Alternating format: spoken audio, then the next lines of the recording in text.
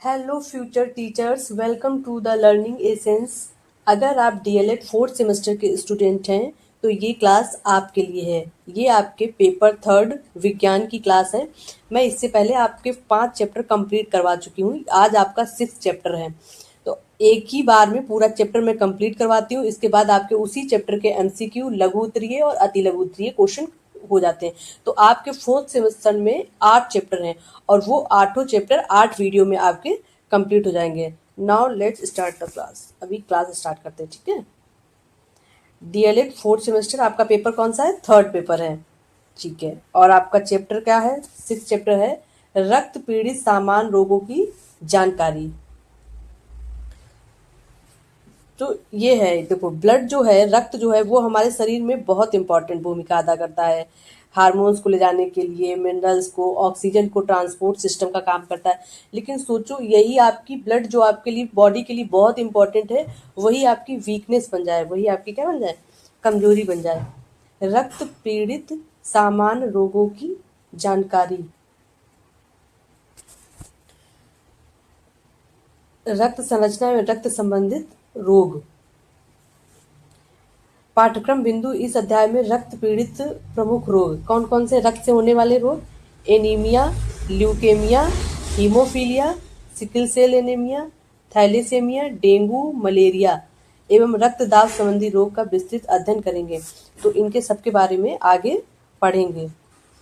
इसके बारे में डिटेल में पढ़ेंगे कि एनीमिया कैसे होता है, आरबीसी की कमी से, हीमोग्लोबिन की कमी से, ल्यूकेमिया कैसे होता है, डब्ल्यूबीसी की कमी से, हीमोफीलिया कैसी बीमारी है, अनुवांशिक है या फिर अनुवांशिक नहीं है, जेनेटिक है, सिकल सेल एनीमिया कैसे होता है, इसमें आरबीसी की संरचना कैसी हो जाती है, थैलीसीमिया क्या है, डेंगू, मलेरिया, इनके सबके बारे में डिटेल में पढ़ते हैं। ये रक्त से संबंधित रोग हैं। रक्त का संक्षिप्त परिचय। ब्लड के बारे में इससे पहले रक्त की संरचना चैप्टर पढ़ चुके हैं, उसमें मैं सारा कुछ बता चुकी हूँ। लेकिन अब उससे होने वाले रोग के बारे में पढ़ेंगे। तो सबसे पहले पढ़ा था, रक्त एक तरल संयोजी ऊतक है, लिक्विड कनेक्टिव टिश्यू, जो शरीर में ऑक्सीजन, पोषक तत्व, हार्मोन और अपशिष्ट पदार्थों का परिवहन करता है। ऑक्सीजन ले जाता है और CO2 है, यूरिन है, उसको बाहर निकालता है, उसमें भी हेल्प करता है। तो as a delivery boy work करता है। क्या काम करता है? ऑक्सीजन का, पोषक तत्व का, हार्मोन का और अपशिष्ट पदार्थों का परिवहन करता है। कौन करता है? ब्लड करता है। और ब्लड है क्या? ये लिक्विड कनेक्टिव टिश्यू है, पूरी बॉडी को कनेक्ट करता है। घटक और कार्य। जो अपना ब्लड है, उसके क्या क्या घटक हैं, उसमें क्या क्या कंपोजिशन है, उसमें क्या क्या पाया जाता है और उसके क्या क्या कार्य हैं। देखो, ब्लड को 2 भागों में बांटा गया है, प्लाज्मा और रक्त कणिकाएं। जैसे ये ब्लड है, तो ब्लड को 2 पार्ट में डिवाइड करते हैं। एक में आता है प्लाज्मा, और यहाँ पे आता है प्लाज्मा, और यहाँ पे आता है ब्लड सेल्स या रक्त कणिकाएं। ठीक है, प्लाज्मा और रक्त कणिकाएं। तो नंबर 1 है लाल रक्त कणिकाएं, आरबीसी, रेड ब्लड कार्पल्स। ये क्या करती हैं? ऑक्सीजन परिवहन हीमोग्लोबिन के द्वारा। हीमोग्लोबिन क्या करती है? ऑक्सीजन को ले जाती है और उधर से पूरी बॉडी में ट्रांसपोर्ट करती है और उधर से कार्बन डाइऑक्साइड को वापस लाती है। दूसरा है श्वेत रक्त कोशिकाएं, WBC, व्हाइट ब्लड कार्पल्स। ये क्या करती हैं? रोग प्रतिरोध क्षमता।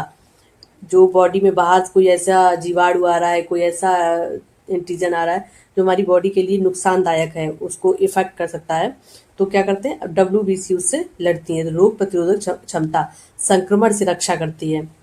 प्लेटलेट्स क्या करती हैं? रक्त का थक्का जमाना। रक्त का थक्का जमाना, जैसे कहीं पे चोट लग गई, कहीं पे कट लग गया है, तो क्या करती? प्लेटलेट्स, जहाँ पे कट लगता है वहाँ पे आके प्लेटलेट्स जमा हो जाती हैं। और इसके बाद में बहुत से मतलब प्रोटीन्स होती हैं, जैसे प्रोथ्रोम्बिन होती है, थ्रोम्बिन होती है, प्रोथ्रोम्बिन, फाइब्रिनोजिन और कैल्शियम और विटामिन के। ये सब क्या है? ये ब्लड क्लॉटिंग में मदद करते हैं, खून का थक्का जमाने में मदद करते हैं। कौन सा है? प्रोथ्रोम्बिन है, और कौन सा? फाइब्रिनोजिन है, कैल्शियम है और विटामिन के। ये सब ब्लड क्लॉटिंग में हेल्प करते हैं। नेक्स्ट है प्लाज्मा। प्लाज्मा क्या है? पोषक तत्व, हार्मोन, अपशिष्ट का परिवहन करता है एज अ डिलीवरी बॉय। कैसा? एज अ डिलीवरी बॉय पोषक तत्व, हार्मोन और अपशिष्ट का परिवहन करता है। और इसका परसेंटेज कितना होता है? ये लगभग 90% प्लस होता है ब्लड में। ठीक है, ये घटक हो गए। अगर पूछ दिया जाए कि ब्लड में कौन कौन से घटक हैं, तो आरबीसी, डब्ल्यूबीसी, प्लेटलेट्स और प्लाज्मा। आगे बढ़ते हैं। याद रखें, सामान्य मानव में हीमोग्लोबिन कितना होता है? पुरुष में होता है 12 से 17 डेसीलीटर, ग्राम पर डेसीलीटर, और महिला में होता है 12 से 15 ग्राम पर डेसीलीटर। और आरबीसी होती है 4 से 5 मिलियन। नेक्स्ट बीमारी है क्या? एनीमिया। अभी तक हम लोगों ने ये पढ़ा था कि रक्त की संरचना क्या होती है, ठीक है। अब एनीमिया एक बीमारी है, इसको हिंदी में बोलते हैं रक्त अल्पता, रक्त की कमी। और रक्त अल्पता कैसे होती है? एनीमिया वह अवस्था है जिसमें रक्त में हीमोग्लोबिन की मात्रा या लाल रक्त कोशिकाओं की संख्या सामान्य से कम हो जाती है। हीमोग्लोबिन की मात्रा या फिर लाल रक्त कोशिकाओं की संख्या जो है वो सामान्य से क्या हो जाती है? कम हो जाती है, जिसके कारण शरीर के ऊतकों तक पर्याप्त ऑक्सीजन नहीं पहुंचती। शरीर के ऊतकों तक, ऊतक मतलब टिश्यू। पहले क्या होता है? सेल, सेल के बाद टिश्यू, टिश्यू के बाद ऑर्गन, ऑर्गन के बाद बॉडी। ऐसे तो बना है हमारा शरीर। तो सबसे छोटा क्या है? सेल, इससे बड़ा टिश्यू। और सेल को क्या बोलते हैं? कोशिका। टिश्यू को बोलते हैं ऊतक, और ऑर्गन को बोलते हैं अंग, और बॉडी को बोलते हैं शरीर। तो जब इनकी हीमोग्लोबिन की कमी हो गई, आरबीसी की कमी हो गई, तो क्या हुआ? ऊतकों के पास में ऑक्सीजन नहीं पहुंच पाती है। अब है कि एनीमिया के प्रकार। एनीमिया कितने प्रकार की होती है? एनीमिया के प्रकार, तो प्रकार देख लेते हैं कितने प्रकार की होती है एनीमिया। नंबर 1 है आयरन की कमी से। आयरन की कमी से एनीमिया होगा, तो इसमें क्या होगा? सबसे सामान्य प्रकार महिलाओं में। महिलाओं में ज़्यादा इसलिए होती है क्योंकि पुरुष को चाहिए है, महिला को चाहिए है 18 ग्राम, एक दिन में 18 ग्राम लगभग आयरन चाहिए। और पुरुष को कितना चाहिए? पुरुष को चाहिए 8 ग्राम, क्योंकि हम लोगों की, महिलाओं की आयरन की जो रिक्वायरमेंट होती है वो ज़्यादा होती है। उन लोगों को मेंस्ट्रुएशन साइकिल होता है, उसमें आयरन चला जाता है, आरबीसी निकल जाती है, इसलिए मतलब ब्लड निकलता है। नेक्स्ट है vitamin B 12। Vitamin B 12, vitamin B 12 का अगर अभाव हो जाएगा तो तंत्रिका तंत्र पर प्रभाव पड़ता है। कहाँ पे प्रभाव पड़ता है? अपने माइंड पे प्रभाव पड़ता है। और विटामिन बी 12, विटामिन बी को क्या बोलते हैं? विटामिन बी को विटामिन बी कॉम्प्लेक्स बोलते हैं, क्योंकि इसमें बहुत सारी विटामिन होती हैं। Vitamin A, vitamin B, vitamin C, vitamin D, vitamin E, sorry vitamin A भी नहीं, vitamin 1, vitamin B 1, B 2, B 3, B 4, B 5, B 6, B 7, B 9 और बी 12 ऐसे करके होती हैं। तो विटामिन बी 12 है। बी 12 का नाम क्या है? बी 12 का नाम है कोबालामिन। क्या है? कोबालामिन। इसमें लिख देते हैं यहाँ पे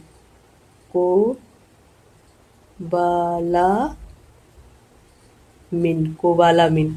ये है विटामिन बी 12 का नाम, कोबालामिन। तो इसका प्रभाव कहाँ पड़ता है? अगर विटामिन बी 12 कम हो गई, तंत्रिका तंत्र पे, हमारे दिमाग पे। थर्ड है फोलिक एसिड की कमी। अगर फोलिक एसिड की कमी होगी, फोलेट की कमी होगी, तो कहाँ पे फर्क पड़ेगा?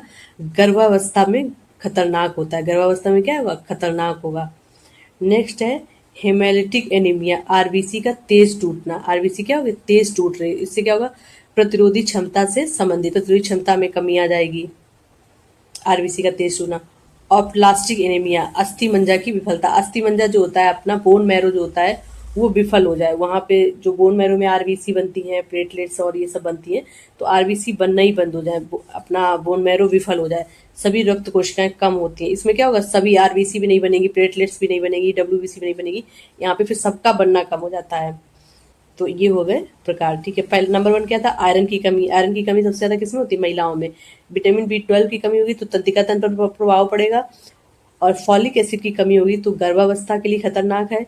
हेमेलिटिक एनीमिया में क्या होता है? आरबीसी का टूटना। और ऑप्लास्टिक एनीमिया में क्या होता है? अस्थि मज्जा, ऑप्लास्टिक, ये यहाँ पे ऑप्लास्टिक और अस्थि मज्जा की विफलता। अब एनीमिया के लक्षण क्या होते हैं? ये तो हो गए कि एनीमिया के प्रकार क्या होते हैं। देन होते हैं एनीमिया के लक्षण और उसके उपचार। तो पहले देखते हैं एनीमिया के लक्षण। लक्षण में क्या होता है? अगर किसी को एनीमिया हो गया तो आप इसको देख के बता सकते हैं कि इसको एनीमिया है या नहीं, उसको क्या क्या सिम्टम्स होंगे। नंबर 1 क्या होगा कि थकान या कमजोरी, उसको थकान लगेगी और कमजोरी लगेगी। फटीग एंड वीकनेस, त्वचा, नाखून, आंखों का पीलापन, ये क्या हो जाएगा? त्वचा उसकी पीली हो जाएगी, उसके नाखून और उसकी आंखें पीली हो जाएंगी, येलो हो जाएंगी। सांस फूलना, शॉर्टनेस ऑफ ब्रेथ, मतलब ऐसे ऐसे करके सांस ले रहा होगा, सांस एकदम खुल के नहीं ले पाएगा। चक्कर आना एवं सिर दर्द, डिजीनेस एंड हेडक होगा। हृदय की धड़कन बढ़ना, ये भी किसमें है, किसके लक्षण, एनीमिया के। नाखूनों का चम्मच के आकार का होना, किसके आकार का, चम्मच के आकार का। तो ये क्या है, ये है एनीमिया के सिम्टम्स, एनीमिया के लक्षण। एग्जाम में आ जाए एनीमिया क्या है, आरबीसी या हीमोग्लोबिन की कमी की वजह से एनीमिया होता है। एनीमिया के प्रकार, इसके बाद एनीमिया के लक्षण। अगला पॉइंट है उपचार और रोकथाम। मान लो किसी को एनीमिया हो गया है तो उसका क्या उपचार होगा, क्या रोकथाम होगी। उपचार एवं रोकथाम। आयरन नंबर 1 है आयरन युक्त आहार। क्या कर सकते हैं, आयरन युक्त आहार, हरी सब्जियां खाओ, चुकंदर खाओ, दालें और अंडे खाओ। विटामिन सी के साथ आयरन लेने से अवशोषण बेहतर होता है। विटामिन सी के साथ अगर आप आयरन लेंगे तो आयरन का जो अवशोषण है वो बेहतर होगा, बॉडी अच्छे से एब्जॉर्ब कर पाएगी किसको, आयरन को, Fe आयरन।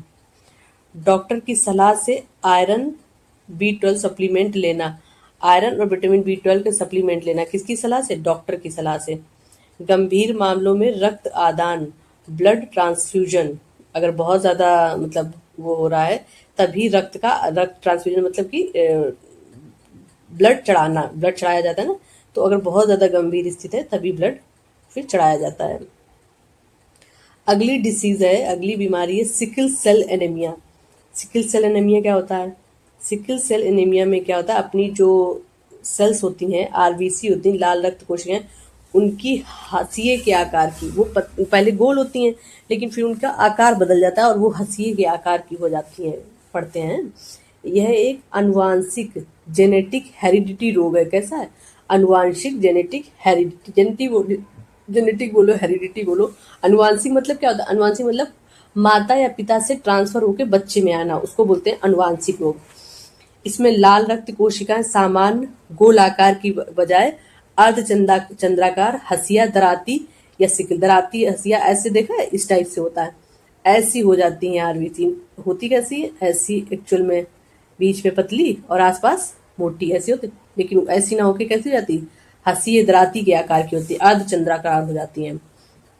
ये ऑटोसोमल रिसेसिव रोग है। कैसा है, ऑटोसोमल रिसेसिव रोग है। इसमें होता है एक्चुअल में क्या है, जैसे जो नॉर्मल हीमोग्लोबिन है वो HbA होती है, क्या होती है, HbA, और हीमोग्लोबिन में हो जाए, हीमोग्लोबिन क्या है, ये हीमोग्लोबिन प्रोटीन ही तो है, बहुत सारे एमिनो एसिड जब मिलते हैं तो क्या बनता है, प्रोटीन बनता है। तो हीमोग्लोबिन कैसे बना है, बहुत सारे एमिनो एसिड मिलके बना है। तो नॉर्मल जो हीमोग्लोबिन है वो HbA होता है, लेकिन अगर इसमें हो जाए म्यूटेशन, इनके एमिनो एसिड बदल जाए, म्यूटेशन हो जाए, तो HbA ना बन करके HbS बन जाता है। क्या बनता था, HbS। तो इसी को बोलते हैं क्या, इसी को बोलते हैं हम लोग सिकल सेल एनीमिया। कारण क्या है, HbS haemoglobin, haemoglobin S gene उत्परिवर्तन, उसमें क्या हो गया, म्यूटेशन हो गया, मतलब चेंज हो गया, और म्यूटेशन को ही क्या बोलते हैं, उत्परिवर्तन, उत्परिवर्तन। इसको आगे देखते हैं। कारण तो ये हो गया, बता दिया, HbS बन जाता है। प्रभावित जनसंख्या, अफ्रीकी लोग मूल रूप से ज्यादातर इससे सिकल सेल एनीमिया से अगर प्रभावित लोग हैं पूरे वर्ल्ड में तो कौन है, अफ्रीकी लोग ज्यादा प्रभावित हैं। और भारत में कौन लोग प्रभावित हैं, भारत में आदिवासी लोग प्रभावित हैं। आरबीसी का आकार, आरबीसी का आकार कैसा होता है, सिकल, हंसिए के आकार का होता है, चंद्रकार हो जाता है। मुख्य समस्या क्या है, रक्त वाहिकाओं में अवरोध, रक्त वाहिकाओं, अब मान लो उनका आकार ऐसे हो गया, अब इसको किसी इस तरीके का आकार हो गया, अब इसको एक वेन्स से, अपनी जो वेन्स है इनसे निकालना है इसको, तो ये अर्धचंद्राकार ज्यादा सही से निकलेगी, अगर ये गोल गोल होंगी तो ज्यादा अच्छे से चल पाएंगी। तो इनका जो प्रवाह है वो जब ये गोल होगी तो अच्छा प्रवाह होगा, लेकिन ये हंसिए के आकार की हो जाती तो रक्त वाहिकाएं, जो अपनी रक्त वाहिकाएं ना, धमनियां, सिरा, रक्त वाहिकाओं में क्या हो जाता है, अवरोध हो जाता है। और इस जब अवरोध हो जाएगा, जब वो ट्रांसफर ही नहीं कर पाएंगी बॉडी में, इधर से उधर जा ही नहीं पाएंगी, तो ऑक्सीजन नहीं ले जा पाएंगी, ऑक्सीजन नहीं ले जा पाएंगी तो क्या हो जाएगा, ऑक्सीजन की कमी हो जाएगी बॉडी में। ऑक्सीजन की कमी से क्या होता है, ऑक्सीजन की कमी से हमको थकान लगती है और बहुत ज़्यादा बॉडी में दर्द होता है, ये सब चीज़ें होती हैं ऑक्सीजन की कमी से, मेनली बहुत ज़्यादा थकान होती है। दर्द संकट, वेसो एक्लूसिव क्राइसिस। ठीक है, निदान क्या है? निदान है एचबी इलेक्ट्रोफोरेसिस। क्या बोलते हैं? HB electrophoresis. इसमें इस एचबी इलेक्ट्रोफोरेसिस से इसकी जांच होती है, या सीबीसी टेस्ट करवा लो और इससे आपको पता चल जाएगा कि आपको मतलब सिकल सेल एनीमिया है या नहीं है। और आप अगर एचबी इलेक्ट्रोफोरेसिस इसकी जांच करवा लेंगे तो आपको पता चल जाएगा कि आपको सिकल सेल एनीमिया है, क्योंकि ये कैसी है? जेनेटिक डिसीज है, अनुवांशिक रोग है। तो अब माता या पिता में से कौन इसका वाहक है? हमारा बच्चा जो है उस सिकल सेल एनीमिया से पीड़ित तो नहीं हो जाएगा? इस चीज की हमको क्या मिल जाएगी? जानकारी मिल जाएगी अगर टेस्ट करवा लेंगे अच्छे से। कुंडली नहीं मिलानी होती, ब्लड टेस्ट करवाना होता है पहले। ये ज्यादा इंपॉर्टेंट है ताकि आने वाला बच्चा अपनी लाइफ में स्ट्रगल ना करे, वो हेल्दी हो। महत्वपूर्ण सिकल सेल एनीमिया के वाहक। सिकल सेल ट्रेल वाले व्यक्ति में मलेरिया परजीवी की वृद्धि कम होती है, इसलिए मलेरिया बहुल क्षेत्रों में यह जीन टीका हुआ। मलेरिया बहुल क्षेत्र में यह जीन टिका हुआ है। समझ गए? जहाँ पे मलेरिया है वहाँ पे ये जीन क्या हुआ है? टिका हुआ है। अगली बीमारी है थैलेसीमिया। क्या नाम है? थैलेसीमिया। थैलेसीमिया क्या है? ये भी एक ब्लड डिसीज है, क्योंकि हम लोग सारी क्या पढ़ रहे हैं? ब्लड डिसीज ही पढ़ रहे हैं, रक्त से होने वाले रोग। थैलेसीमिया एक अनुवांशिक रक्त विकार है। सिकल सेल एनीमिया भी कैसा था? अनुवांशिक था। थैलेसीमिया भी क्या है? अनुवांशिक है, जेनेटिक है, हेरिडिटरी है, क्योंकि ये माता पिता से किस में आ रहा है? बच्चे में आ रहा है।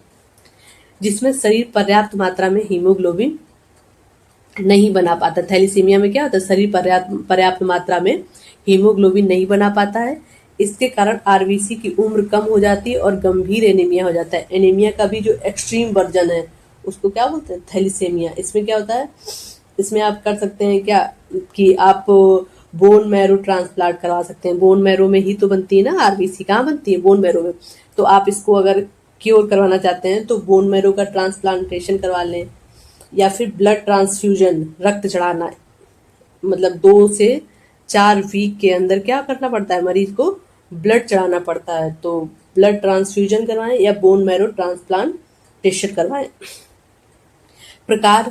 थैलेसीमिया के प्रकार क्या होते हैं? थैलेसीमिया जो हीमोग्लोबिन है, हीमोग्लोबिन 2 मतलब टाइप के मॉलिक्यूल से मिलके बनता है, अल्फा और बीटा। तो उस हिसाब से ये बीमारी है। अल्फा थैलेसीमिया, अल्फा श्रृंखला हीमोग्लोबिन जो है वो किस टाइप के मॉलिक्यूल से मिलके बना है? अल्फा और बीटा। और अल्फा श्रृंखला का मॉलिक्यूल प्रभावित होगा, ये क्या है? हल्का सा गंभीर है, ज्यादा गंभीर नहीं है। बीटा थैलेसीमिया माइनर, ये क्या है? माइनर है। माइनर मतलब कि ये वाहक तो है, ये है पेरेंट्स में, बच्चे में, किसी में ये है, वाहक है, लेकिन होगा नहीं। इसमें एक जीन प्रभावित है, बीटा श्रृंखला का एक जीन अगर प्रभावित होती तो हल्की एनीमिया है। ये सिर्फ कैरियर है, वाहक है लेकिन होगा नहीं। बीटा थैलेसीमिया मेजर में क्या है? बीटा थैलेसीमिया में बीटा श्रृंखला की 2 जीन प्रभावित हो जाती हैं और ये एक गंभीर रोग है। इसमें क्या होता है? नियमित ट्रांसफ्यूजन होता है, डेली ब्लड क्या है? चेंज किया जाता है, ब्लड बदलना पड़ता है। थैलेसीमिया इंटरमीडिया, बीटा श्रृंखला, और ये क्या है? मध्यम है, मध्यम गंभीरता। सबसे ज्यादा गंभीर कौन सी है? ये वाली बीटा श्रृंखला, जिसमें 2 जीन प्रभावित हो जाती हैं।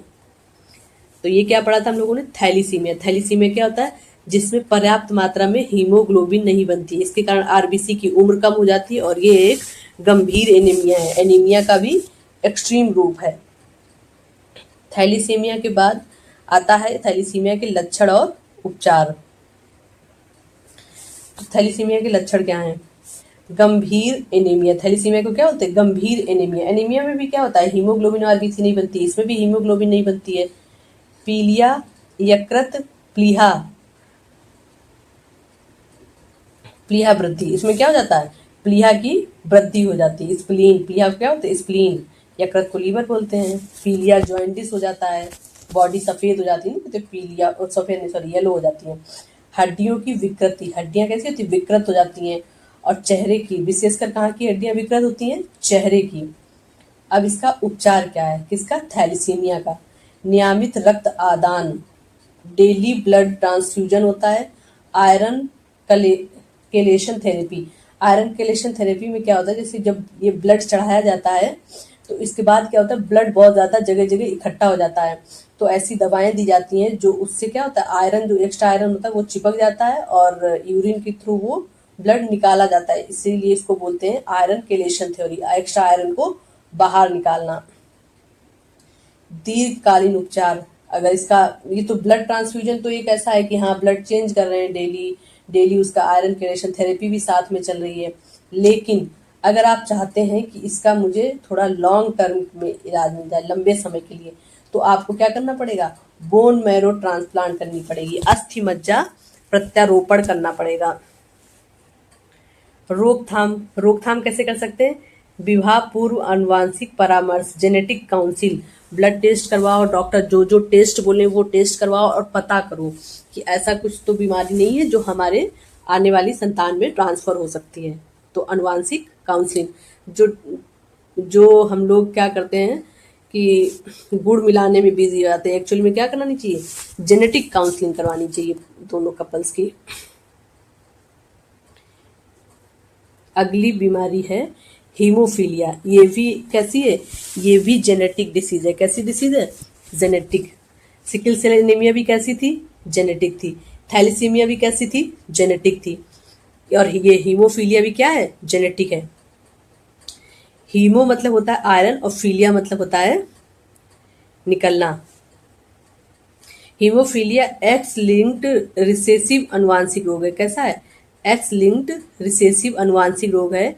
इसमें रक्त में थक्का जमाने वाले कारक की कमी होती है, और रक्त को जमाने वाले कारक मैंने बताई था, क्या थे, फाइब्रिनोजिन, प्रोथ्रोम्बिन, कैल्शियम और विटामिन के, जिनकी क्या होती है, कमी होती है, जिससे चोट लगने पर रक्त बंद नहीं होता है। चोट लग रही है, ब्लड निकल रहा है, तो वो निकलते ही जा रहा है, उसमें ब्लड में कोगुलेशन नहीं हो रहा है।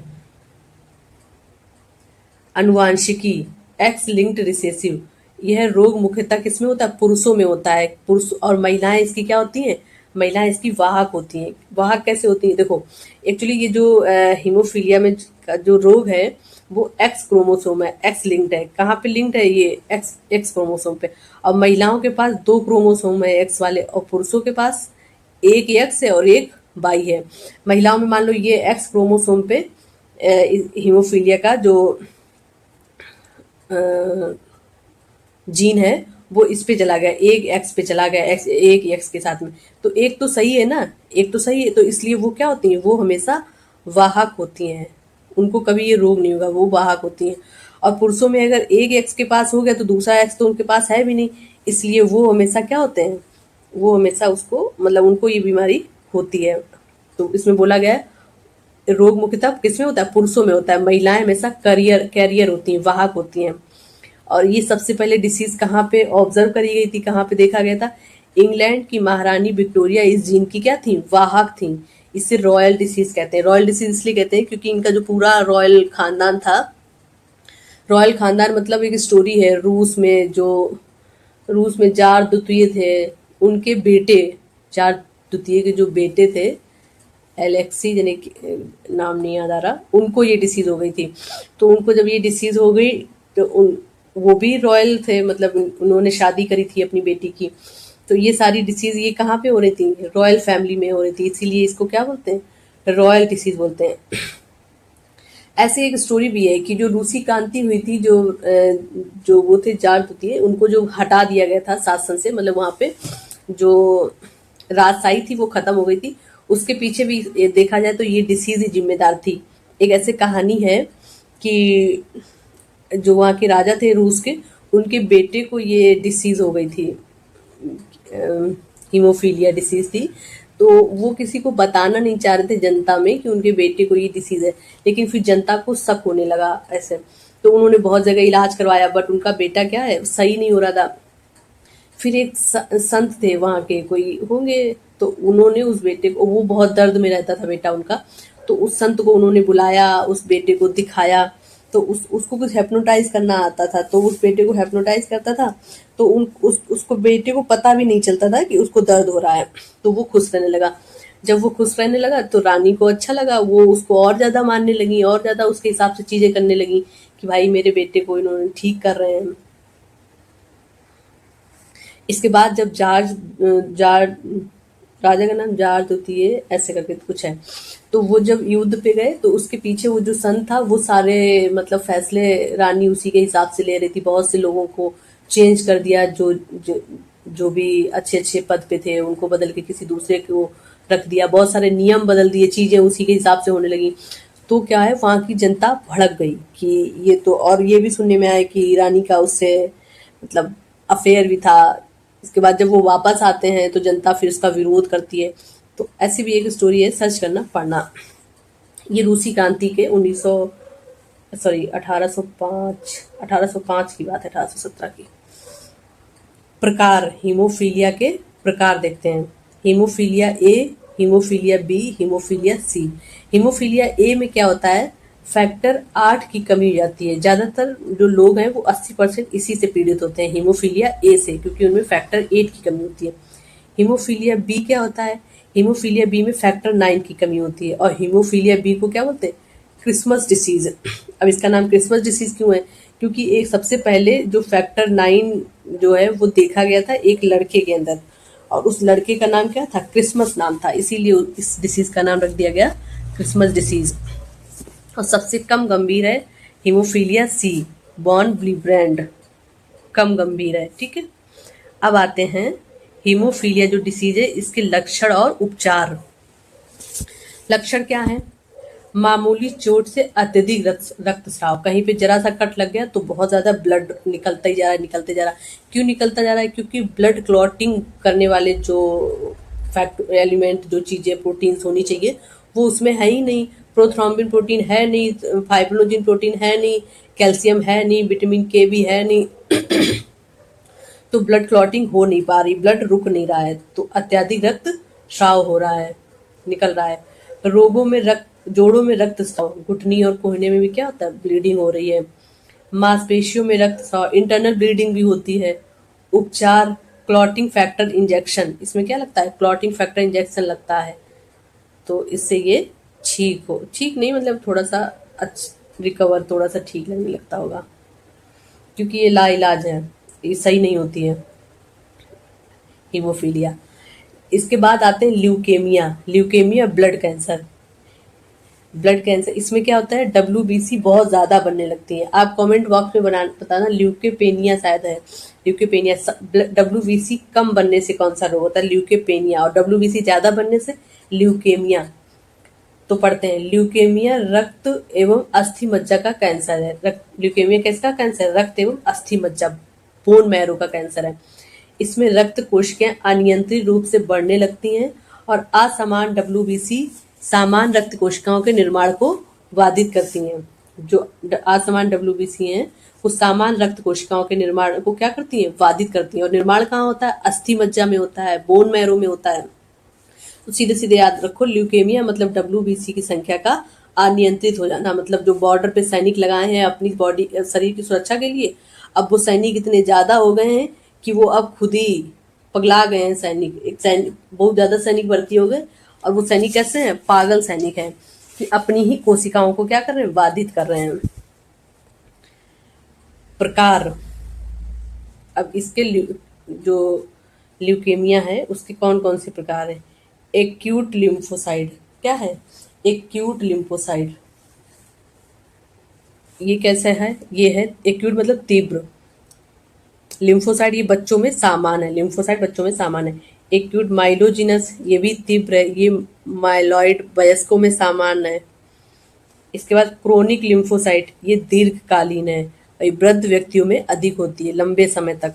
और क्रोनिक माइलोजिनस, ये भी दीर्घकालीन है, ये फिलेडेल्फिया क्रोमोसोम से। तो ये ज्यादा इंपॉर्टेंट नहीं है, आप बस इतना याद रखो, इतनी चीज याद रखो कि ल्यूकेमिया रक्त एवं अस्थि मज्जा कैंसर है। ये क्या है, कैंसर है, और ये स्वस्थ रक्त कोशिकाओं के अनियंत्रित रूप से बढ़ने से होती है। मतलब बॉर्डर पे सैनिक बढ़ गए हैं, और वो भी कैसे हैं, पागल सैनिक है। मतलब सैनिकों के लिए मैं कुछ नहीं बोल रही हूँ, एक एग्जाम्पल समझाने के लिए। कारण एवं जोखिम कारक, आयन, अब ये कारण और जोखिम कारक, इसके कारण क्या है होने के, मतलब ल्यूकेमिया किसी को कैसे हो सकता है, तो कारण ये है, आयोनाइजेशन रेडिएशन, इतना ज़्यादा किसी ऐसे रेडिएशन में कोई आदमी रहा है कि उसके डीएनए में क्या हो गया है, डीएनए में उसके जीन्स में हो गया है म्यूटेशन। एक्सरे, परमाणु विस्फोट ऐसी जगह पे रहा जहाँ बहुत ज़्यादा रेडिएशन हो रहा है, एक्सरे से, परमाणु विस्फोट से, और उसके डीएनए में म्यूटेशन हो गया, तो उसको क्या हो सकता है, ल्यूकेमिया हो सकता है। क्योंकि साइंटिस्ट को भी अभी एक्चुअल में सीधे से पता नहीं चला है। रासायनिक पदार्थ, बेंजीन या कीटनाशक, इन रासायनिक पदार्थ के संपर्क में आने से भी आपको ल्यूकेमिया हो सकता है। बेंजीन और पेस्टिसाइड, बेंजीन है, एल्डिहाइड है, बेंजीन और एल्डिहाइड है, कीटनाशक है, इनके संपर्क में आने से। कुछ वायरस हैं, HTLV, EVN, एपिस्टीन वार वायरस, इन वायरस की वजह से भी आपको ल्यूकेमिया हो सकता है। अनुवांशिक कारक, अनुवांशिक कारक क्या है ल्यूकेमिया, क्योंकि क्या है ल्यूकेमिया डाउन सिंड्रोम में ALL का खतरा अधिक होता है। जब आपको down syndrome disease, down syndrome जो है वो अनुवांशिक एक ऐसा सिंड्रोम है जो क्या है अनुवांशिक है। और डाउन सिंड्रोम में क्या होता है, हम लोगों के पास में गुणसूत्रों की संख्या कितनी है, 46 गुणसूत्र है, ठीक है, 46 गुणसूत्र है। लेकिन डाउन सिंड्रोम में आपके पास एक गुणसूत्र बढ़ जाता है, 21 नंबर जो गुणसूत्र होता है उसकी रेप्लिका बन जाती है, कॉपी बन जाती है। तो आपके पास गुणसूत्रों की संख्या क्या हो जाती है, 47। और अगर गुणसूत्रों की संख्या 47 हो गई तो कौन सा सिंड्रोम हो गया, डाउन सिंड्रोम। कौन सा, डाउन सिंड्रोम। और डाउन सिंड्रोम में ALL का खतरा अधिक होता है। ALL क्या है, acute lymphocytic leukaemia, acute lymphocytic anaemia. समझ गए।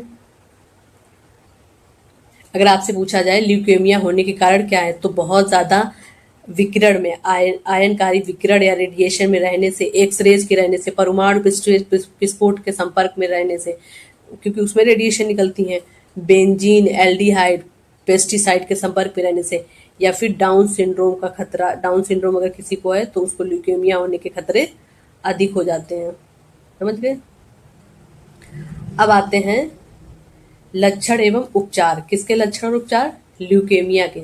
अगर किसी को ल्यूकेमिया है, कैंसर है, तो क्या होगा, उसको बार बार बुखार आएगा, उसको थकान लगेगी, अत्यधिक रक्तस्राव होगा, हड्डियों में दर्द होगा, लिम्फ नोड, प्लीहा और यकृत का साइज क्या हो जाएगा, बढ़ जाएगा। अगर ऐसे साइज उसका बढ़ जाएगा। साइज क्यों बढ़ जाएगा, क्योंकि जो WBC है ना, प्लीहा में, प्लीहा जो है वो वहां पे जाके ये नष्ट वो होती हैं, प्लीहा और यकृत में जाके ये नष्ट होती हैं। अब ये नष्ट होंगी जाके, तो अब इनकी संख्या बार बढ़ती जा रही, बार बार उनको काम उनका बढ़ जाएगा। जब उनका काम बढ़ जाएगा तो वो अपना साइज क्या करेंगी, बढ़ाएंगी। इसलिए इनका लिम्फ नोड, प्लीहा और